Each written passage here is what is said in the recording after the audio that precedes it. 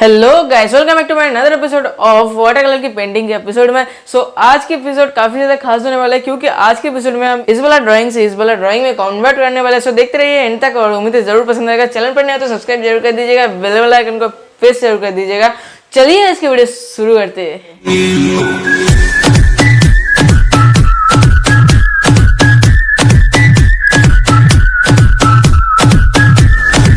So guys, ये कोई ना होने वाली चीज़ नहीं है। वाटर कलर अक्सर ऐसे ही किया जाता है, मतलब पहले पूरा इस तरह से सेट किया जाता है, फर्स्ट टोन दिया जाता है जिससे कि पूरा परफेक्ट से नहीं किया जाता है, जो कि इधर उधर कलर चल जाता है, वो कुछ इस तरह का दिखता है। उसके बाद टोन देके उसके ऊपर से सेट देके इस तरह से होता है। कोई ऐसा कोई बात नहीं कि इससे या होगा, ये कोई अलग बात है। सभी लोग इस तरह से ही करते हैं। सो चलिए, जो भी है उम्मीद है ज़रूर पसंद आएगा आपको। अगर पसंद आए तो लाइक जरूर कर दीजिएगा। जो बताया सो करते हैं स्टार्ट बिना टाइम वेस्ट किए। मैं हूं सुबीर मंडल, आप देख रहे हो सुबीर मंडल। चलिए अच्छी वीडियो शुरू करते हैं।